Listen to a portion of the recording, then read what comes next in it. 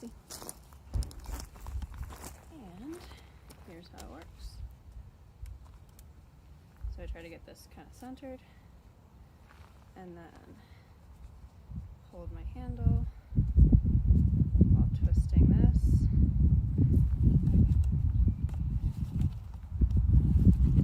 Pretty cool.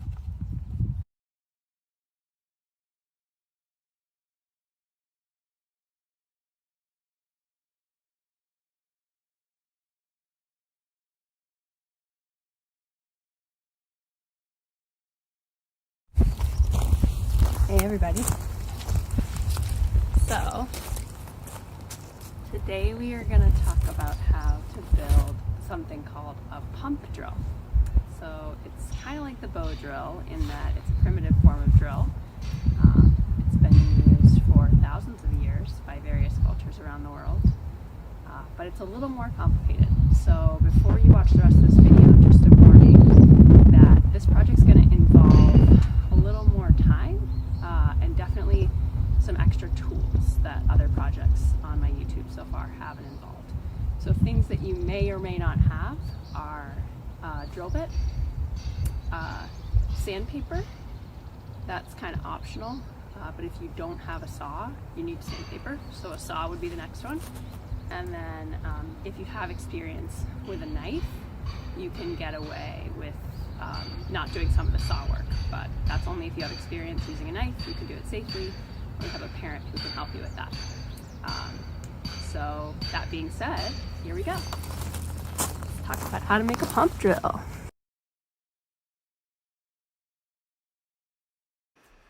Okay, so here's a drawing that I made of various parts of our pump drill. You got a shaft and a handle, which are probably both made of a stick. And then we have our flywheel, which is the round thing at the bottom, and various styles of flywheels, and then various styles of the tip. So there's lots of different ways you can make this, and I'm really curious to see how creative you can be using the things around your house or outside your house for your pump drill design.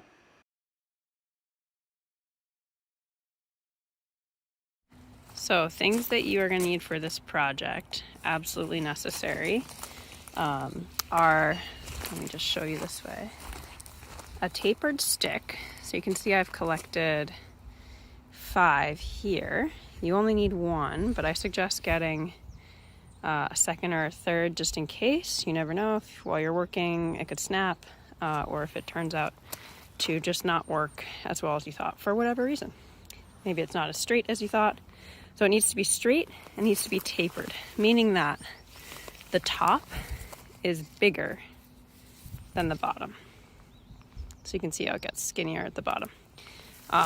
This should be pretty easy to find, especially in the woods of Massachusetts, where we have lots of pine. These are all pine that have branches that naturally come to a taper. The key is that you don't want any pieces that are smaller than the width of your thumb at any point, including the very tippy top, the end of the taper. So the thick part of the taper is going to be the bottom. This is going to be our shaft. Okay, it's going to be going up and down. So the thick part's going to be the bottom and the thin part's going to be the top. And you really want it to be straight. The fewer branches that it has coming off, I just snapped these off, but the fewer of these it has, the better. If you can find some that are relatively clean, because we're going to have to clean these little nubs up. Okay, and then you need 1 straight thicker piece, 1 inch in diameter about, could be anywhere up to maybe 2 inches. That's the thickest I'd go in diameter. So that's across, so 2 inches from my thumb and my pointer to the back of my knuckle, I guess is how I would say that. Then you're gonna need some rocks. Those are optional. You're gonna need something for your flywheel. I would suggest starting with rocks. And then you're gonna need some string. Doesn't have to be fancy paracord like mine. Could be any kind of string. Cool. Okay, so in terms of tools, I have some tools here that are optional, depending on which style of drill you're gonna build. But so we have some drill bits. Those are called twist bits. Students of mine know that. Different than a driver bit or different than a Forstner bit, right? Because it's twisted and it makes a hole. Cool. Sandpaper is good to have around, and then I just have this block of wood that I could use as a sanding block. So if I just wrap the sandpaper around this, that's my sanding block. I brought out a straight chisel. If you have one of those, great. If you don't, no big deal. That's just because I have lots of sticks. I'm going to try lots of pump drills, and that will make taking off the nubs of the tapered sticks a little faster. A file would be useful. Here are my rocks again. I'm going to try making our flywheel with rocks and sticks. I'm going to try one version with this. Oh, don't fall. Well, one version with this little pint container, half pint container, and you'll see how that'll work. And then I have an axe out here for splitting some wood, and by axe I mean hatchet. And then you are definitely going to need either a hand powered drill, I have a bit brace, or an electric drill. Also a great tool for taking off the nubs where the branches were is going to be a Swiss Army knife.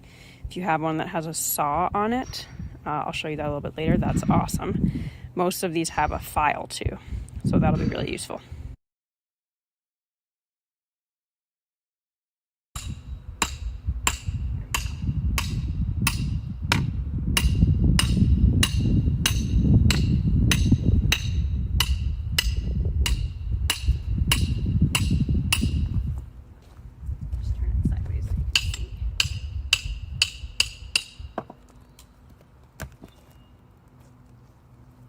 So now I have two pieces that have a semi-flat side.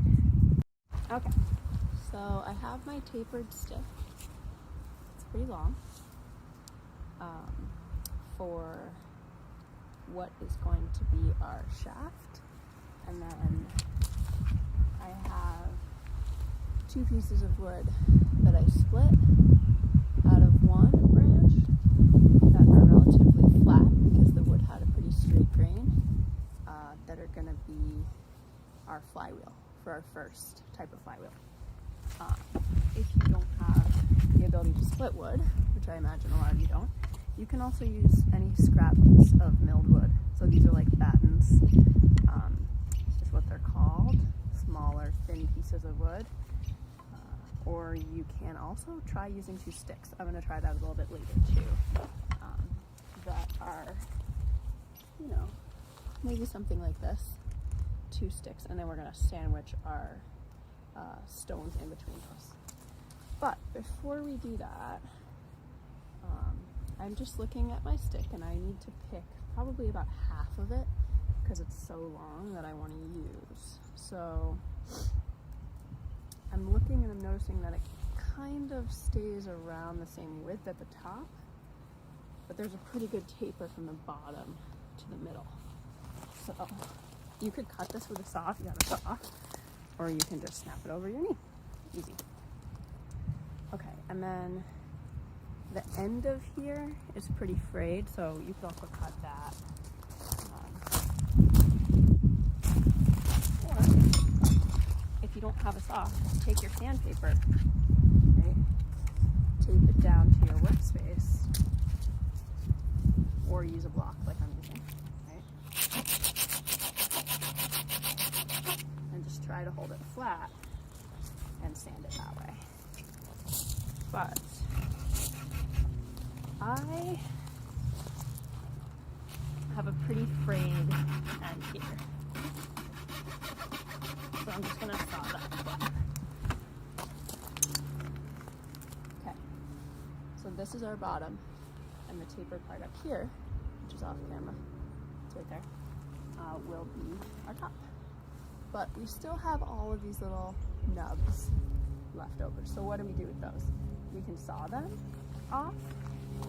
We can take a file right to them. I have a really coarse, old, rusty 4-in-1. So the coarser your file, the better. also knocks them off by hitting them on the edge of something. Oh, that got it pretty good. Or if you don't have any of those options, you can take sandpaper. And remember, if you don't have sandpaper, that's okay too. You can use, if your mom or sister or anybody who likes to file their nails has an emery board or a nail file, you can use that. Or if you can get your parents to let you use like an old microplane, that would work too. Files working pretty well though, so even a nail file I think would do similar work. Maybe take a little longer. But so the parts where it really matters for this to be filed down are everywhere before. Well, the reason that we need to do this is because we need to slip on our flywheel. So everything above where the flywheel is going to land needs to be smooth. And I actually picked, for my first example, of course, I picked my one stick that has a little bit of a bend, so we'll see how that works out. I might just need to cut my hole a little bit bigger for my flywheel. Okay, so after we have our shaft ready, we are going to get our flywheel ready, and then we're going to work on our handle and attaching that. So now the idea is that we take our stones. I gathered some nice, I was just using this to cut up my rope. You would be using scissors. I gathered some nice flat rocks. You could use round, relatively round rocks. You wouldn't want like a sphere because they do need to be sandwiched in between here. And we'll see how this works. We'll see what the limits of this are, but you can see that I tried to get ones that were around the same size so that this wasn't like wonky, like triangle shaped, so that it was nice and the pieces stayed flat and parallel, just like a sandwich. So I am just gonna wrap. I'm just gonna take those ones out. This is my first time doing this, so I'm just gonna start by tying a really simple knot, just like the same way you start tying your shoes. 2 overhand knots. I made a square knot there. If you're not sure how to make a square knot, then just tie 3 overhand knots. Okay, so how can I do this? So the goal is that these stay nice and tight. Okay, so what I ended up doing was just doing a straight tie over your sandwich here, and then on one end doing a figure 8. You can see that, to hold it in, because this is going to be spinning when your drill is working. And just, I'm going as tight as I can. So after every wrap, I'm pulling it tighter. And then I did another figure 8, you can't see it, but on the inside there. So that's how my final tied up flywheel looks. Okay, so our next step is going to be to drill a hole where our shaft is going to go through our flywheel. So you might think this would be easier to do while your top and bottom of your flywheel sandwich were right on top of each other, but you have to do it after everything's tied up because otherwise it's going to be tricky to align. So I'm using the biggest drill bit I've got in my DeWalt set, and then I'm just going to hold this down with my foot. If you were working at a place with a clamp, cool. And then you can use, alright, so now I'm going to take my shaft and I'm going to see how it fits onto my flywheel. Okay. Well, it doesn't go as low as I was hoping.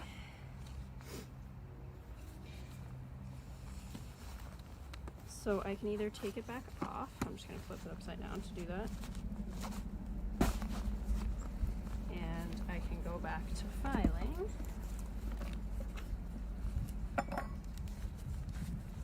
Helps to twist it as it's going out and coming in. Or I could just accept where that was at, and I could cut a little more off the end, because you want your flywheel to be closer to the bottom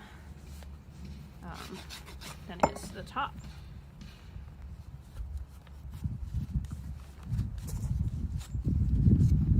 So let's see if that gets it a little lower. Yeah. Cool. So that is our shaft and flywheel. And then I'm just going to trim this end a little to make it flat. The other thing you can do is, if you're familiar with a knife, you can carve this end to a point. Okay, so now I have a drill bit attached to my drill that is it's thick enough that it will let my cord through, but not so big that it's going to, well, hopefully it won't split my branch. And I'm just going to carefully drill a hole at the top. Alright, and then I'm going to measure the string for our shaft by just making a triangle going from the flywheel to the top and then to the other side of the flywheel. And I'm just going to add, I don't know, 6 inches extra or so, because we're going to need to be able to tie it off. So more is always better. And then I am going to burn the ends because I'm using this paracord. Luckily it's not very windy right now. Just so it doesn't fray.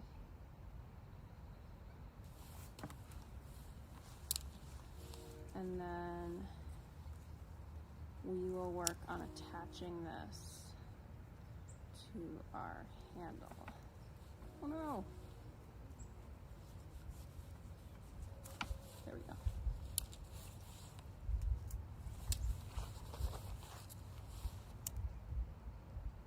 So I have to pick a handle out of the sticks that I have. Let's see.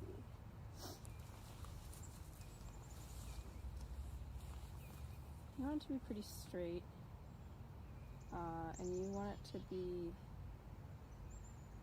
the width of the flywheel or somewhere close to it. You can see mine is a little longer than the width, or maybe a better way to think about that is the length of the flywheel.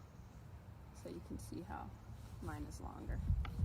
I'm actually just going to go with that and see if it works. Yeah, great. So next step is to tie. You can also drill holes for this. I'm just going to tie string.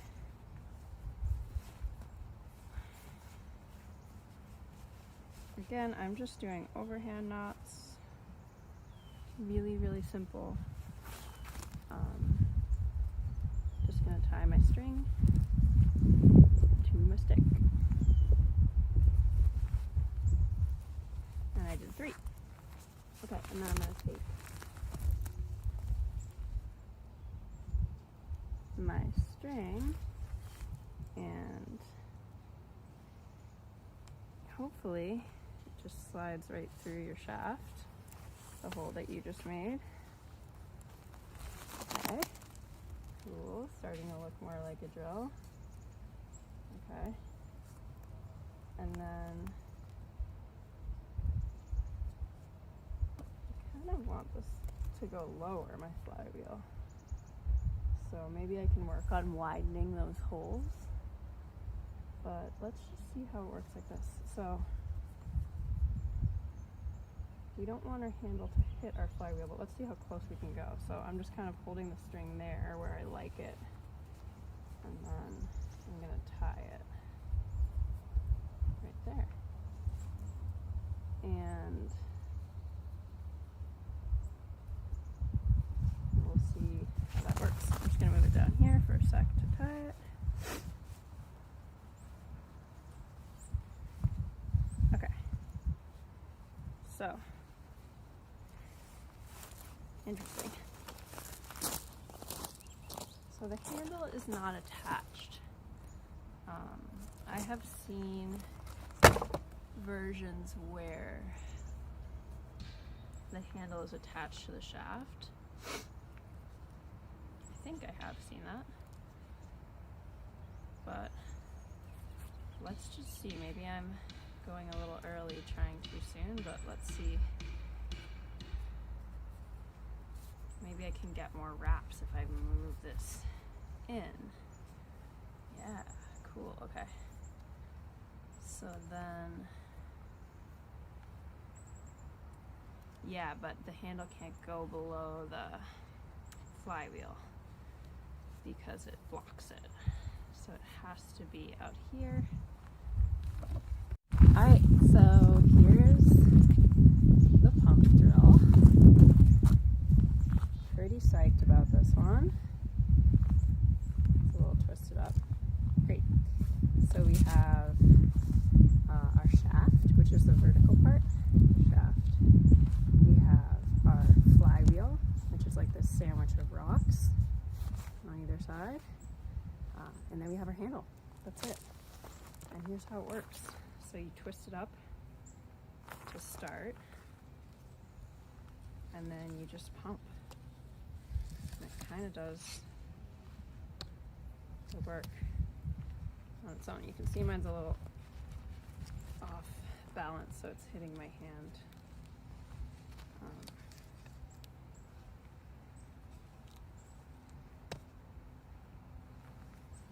Twist.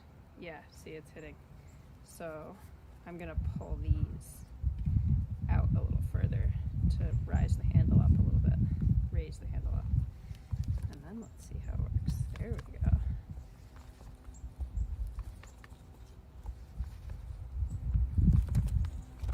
Ah! Okay, so when it gets spinning, like that almost just nicked my finger. That could have hurt, so be careful.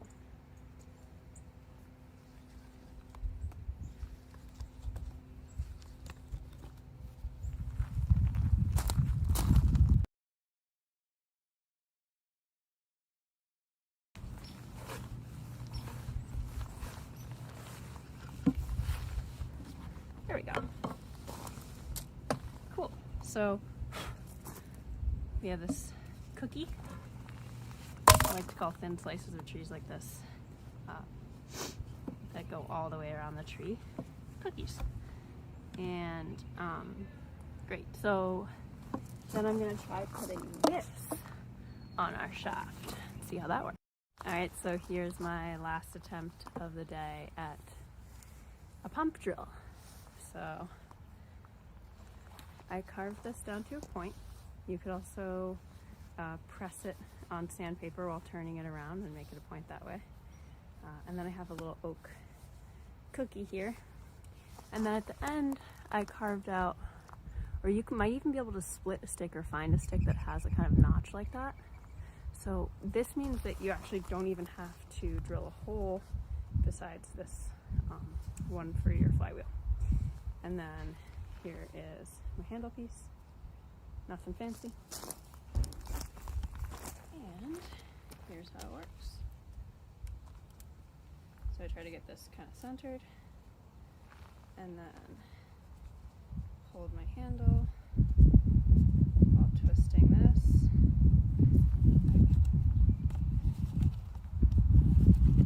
Pretty cool.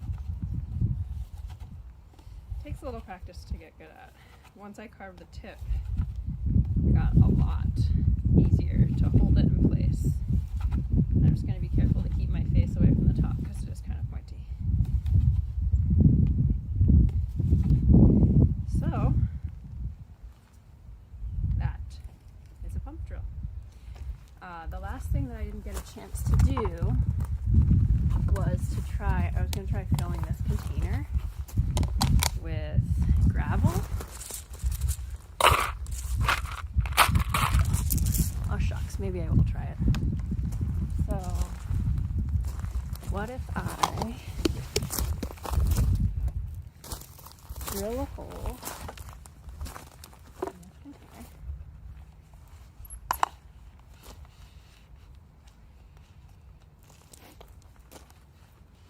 I'm going to need to put it down on the ground.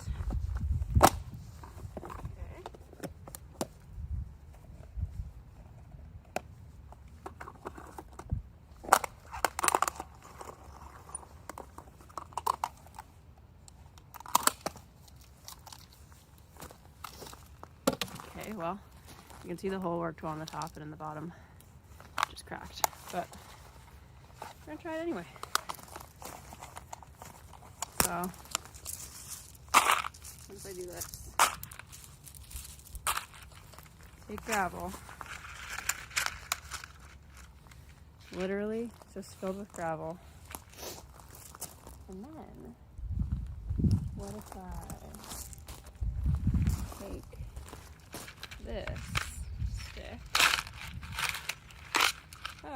use that as my flywheel.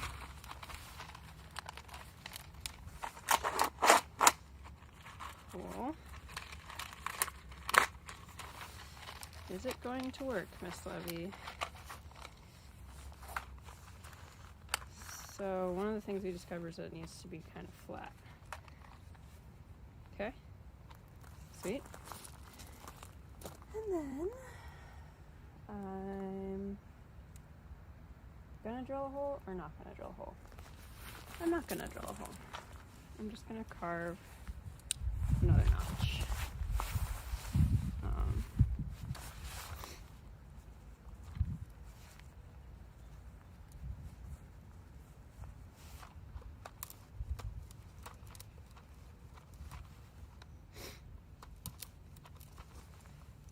Nothing fancy. Just carved a little notch. Okay, and then I'm going to take the same handle on my other one. Wow, this one is very long. And then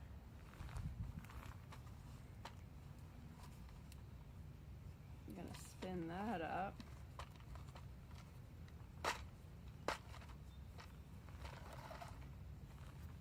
Kind of works.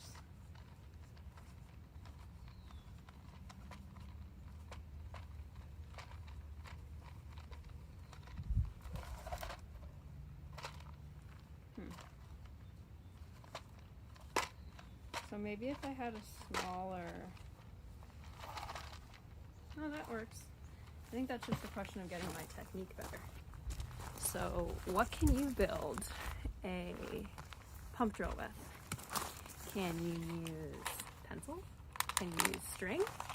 Can you use even just like cardboard or a container like this with a pencil, or a container like this with a stick? There's no excuses to not be able to build one of these because they are so simple. I bet you can find materials to build one with, and I'm really curious to see how it goes.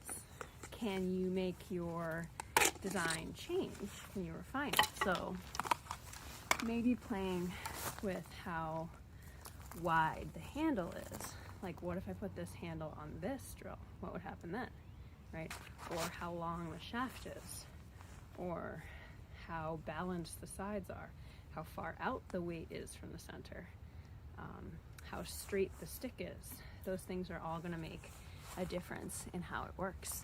And if you want, you can put a drill bit on the end by drilling a hole into the end of the shaft, and then you're going to need to wedge something in there, kind of shim it up the same way I shimmed.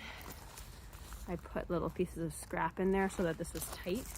You're going to need to wedge it so that the drill bit doesn't just slip inside the hole when you're drilling into something. But have fun, send me pictures, and let me know what you think. Bye.